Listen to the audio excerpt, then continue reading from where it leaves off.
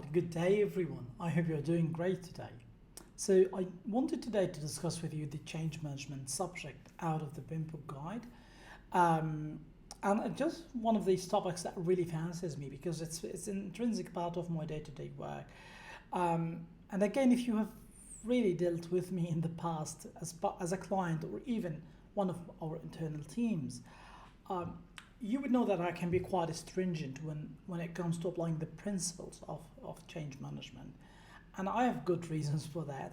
I might have explained myself directly to you, but I think I can use this video as an opportunity to share some of the reasons I believe it's really key and important for the success of any organization or any project to apply these principles. So let us jump into the slide.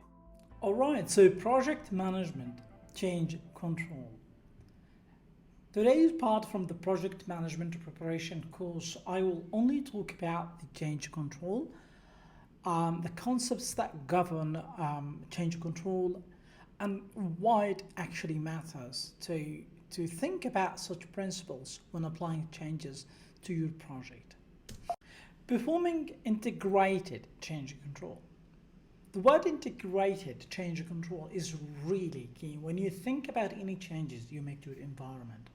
The reason it's key because when you're doing a change to your environment, it has to always account for any moving parts in the environment.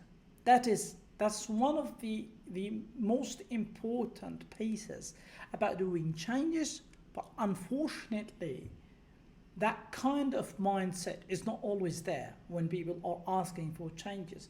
And when I say people thinking about that, I'm not just thinking about a customer wants to change something or a user wants to change something in their system, but also that could apply to internal technical teams who think that this quick change can really be done without having a ripple effect on the environment. It actually does, and you really need to keep that in mind when making such changes to a live environment. So I'll start with change management in a predictive project life cycle.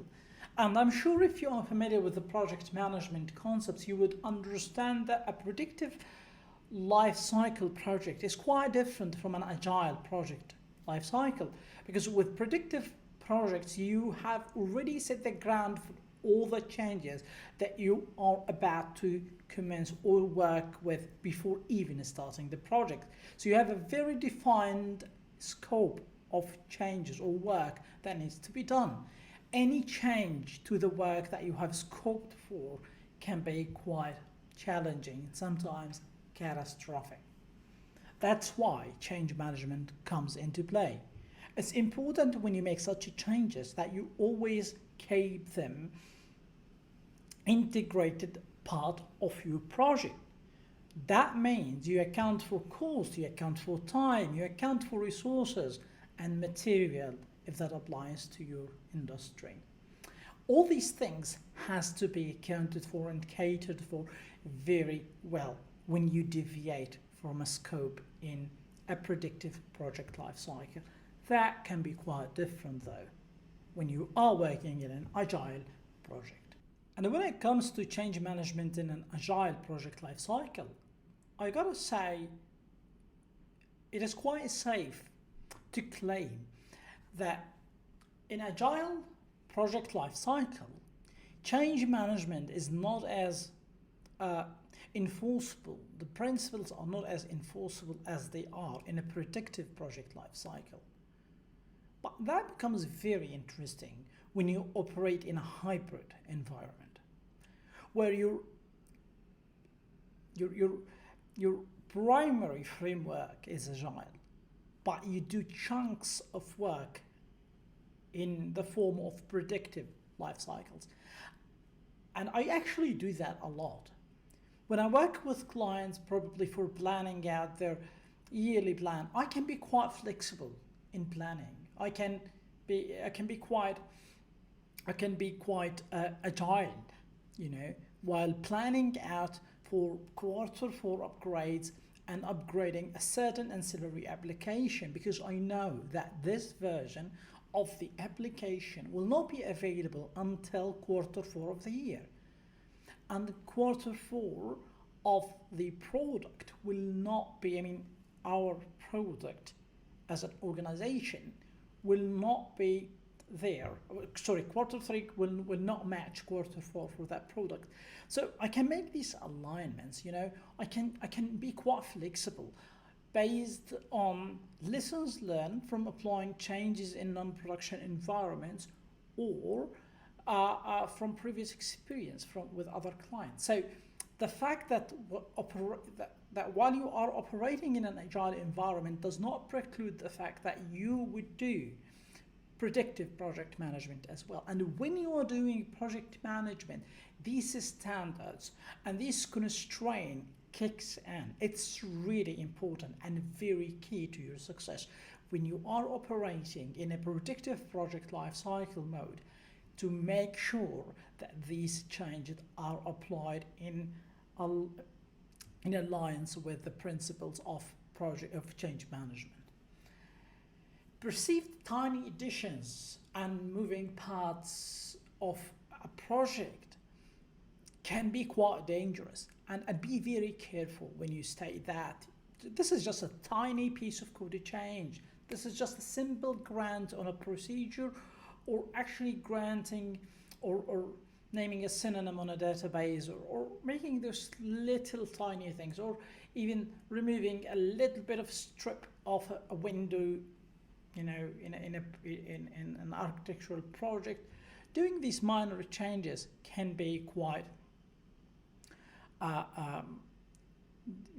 destructive, if I were to say.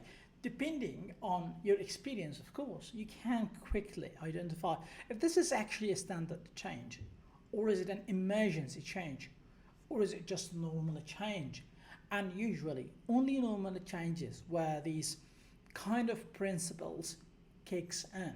Because if you were doing an emergency change, that would be an emergency by nature change. That means it is required to bring a system that is currently down up.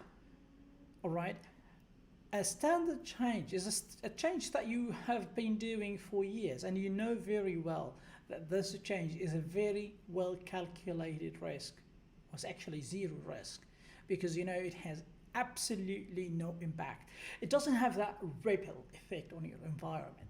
So it's really key to make sure when defining the nature of your change that you are putting the right definition to the change you're doing.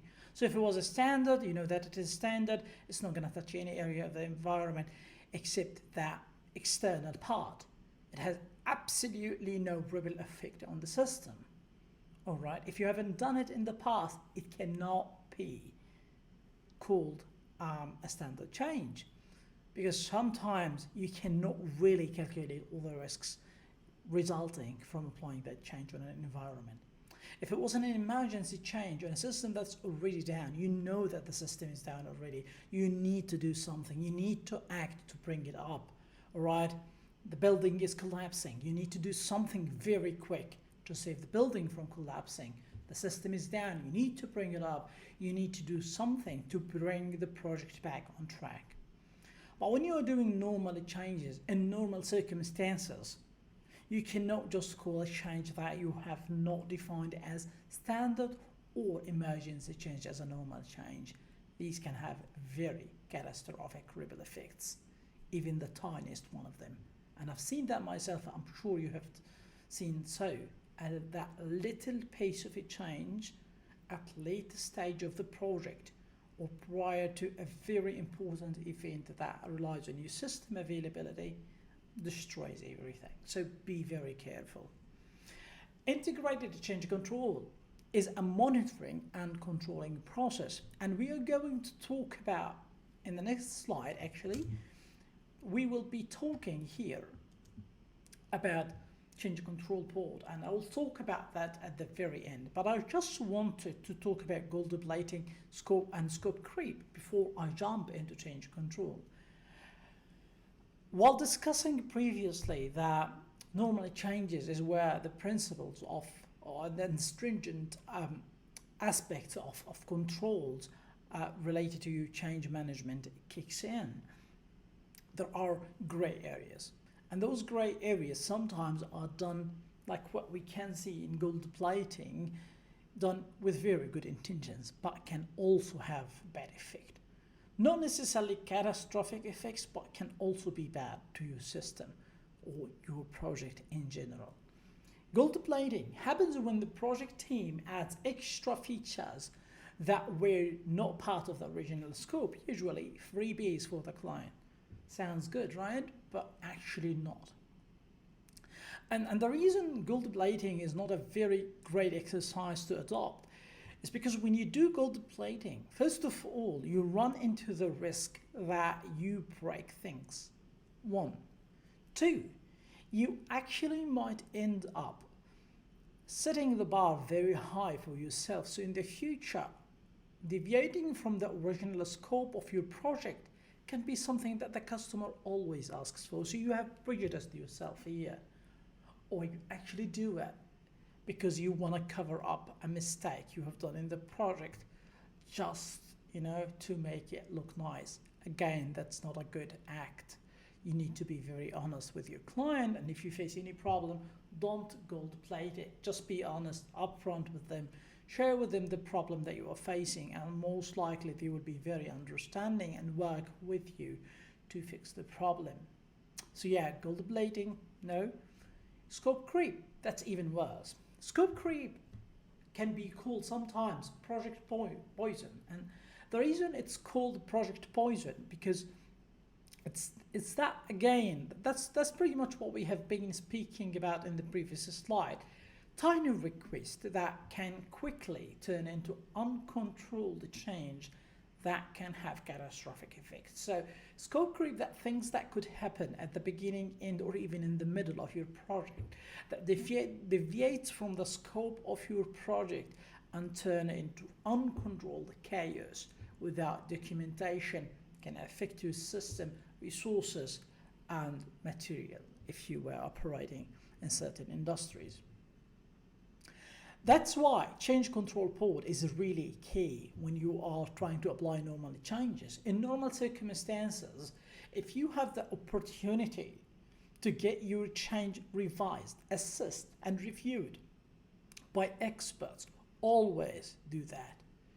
If you don't have the concept of a change control pod, probably it's time to think about having one in your organization. But if you already have one, use it. Don't deviate from the process. You cannot call every single change as standard change or an emergency change. You have to follow the process.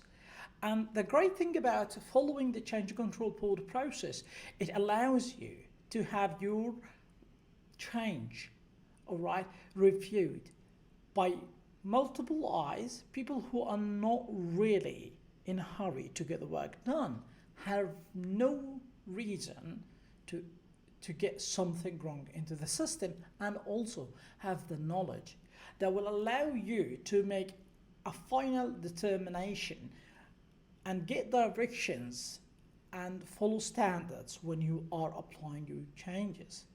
This way you can go confidently with the change to your project and make sure that it is part of an integrated framework that always keeps your system and keeps your project on track without deviating from the overall goal is steady state towards conclusion of your project without any complications or any unwarranted trouble. All right, so yeah, moving on. Integrated change control process. Integrated change control process is intended to determine and document changes effect on each of these project knowledge areas: scope, schedule, cost, quality, resources, communication risk, and procurement. All right. So it's important when you're doing a change that you don't deviate from the original scope. All right. That's pretty much key to any change that you apply to your environment. But also, you need to stick to the schedule. So you might not be deviating much from the scope, but you are actually adding these 2 or 3 extra weeks delays that you will have to work so hard at the end of the project to fix. That can be a complication that you don't want to face by the end of the project. Cost. It can be quite costly, deviating from the original scope. When you are building, building an apartment, all right, or furnishing an apartment, and you have a certain scope with a certain cost to complete the project of your apartment. Deviating from that project can cost you a lot of money that you don't have the financial capacity to support, and actually might lead you to a position where you discontinue your project. And that's actually intrinsic part of the risk element that we are going to touch upon here as well. The quality, because probably that mix of schedule and cost can lead to poor quality at the end. If you don't really cater and maintain that kind of balance between all these factors together when assessing a change, you might end up having one of these deficits with one of these elements. So be very careful. Resources, that's very important. If you overstretch yourself and add these tiny pieces of changes, you might run out of resources. And here I'm talking about human resources or material if you were working on a different industry than IT, for example. Okay, so if you're working in construction and you overstretch, you build this uncatered for wall, all right, that was not something that was part of the project. You did not really cater for the material that will be used or the resources that will be used to build that wall. So you will end up with a problem, all right? And again, that can bring us to the risks of discontinuing your project. Communications, all right, that can be another aspect where communication between the teams or involved resources on the team be a trouble if you don't have proper changes. Because if you're changing part of the system without having the proper communications with all the stakeholders in the project, that can be disastrous.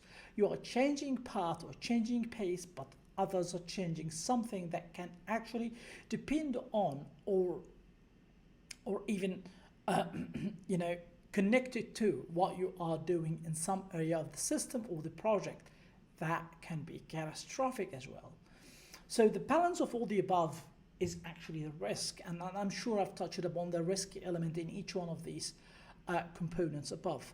Procurement is also it's one of these parts, and I think I've touched upon that when I spoke about material and also resources. So procurement of material or resources can be a problem as well if you do changes that are not catered for in the initial scope of your project. All right, I think that sums it all here on that slide and brings us to a very important aspect of project management and change management in particular. What if the change stems from the scope actually? All right, you start this, you are building the apartment, you are planning to do X, Y, Z, but actually as part of building that room or designing that system capability, you actually realize that this is part of the scope to have this button working, but I really did not cater for that in the initial plan. That can happen, and it is really normal. But that cannot be dealt with as deviation from the initial scope. It is something that you pretty much have not planned very well in the initial scope, but it's something that is required to complete the overarching scope of your project. So you should cater for an extra component that must be reviewed. The configuration management system, okay, it provides three purposes: configuration identification, configuration status, and configuration verification and audit. Configuration identification of the project, of the product that the project is creating. All right, you need to identify what exactly you need to do. You don't want to do the same mistake again. You did not scope initially very well, and you don't want to do the same mistake again when you are trying to rectify something that should have been catered for initially in the project. Configuration status in terms of documenting, tracking changes both approved and proposed to the product and when changes are implemented. So when you define that tiny project to rectify things, okay, that is done in the configuration identification phase. And in the configuration identification phase, you need to set in explicit terms what do you need to do. After doing that, you need to document every single piece, all right, of the identified steps to get the work done. Following the configuration status and the documentation and tracking all these changes to get the job done, and make sure that you are still complying with the overall scope of your project, configuration verification and audit measures has to be applied. Why this is important? It's always important to do verification and audit, but it is even more important when you're doing something that was not initially catered for. It was not something that you have accounted for in your initial planning. So extra due diligence is really required in such circumstances. All right, I think that's all I have for you today. That was a quick walkthrough about change management, and I just wanted to share the thoughts with you, open grounds for discussion, and would love to hear your feedback about what we have discussed here today. All right, stay in touch, stay awesome, have a wonderful rest of your day. Bye bye.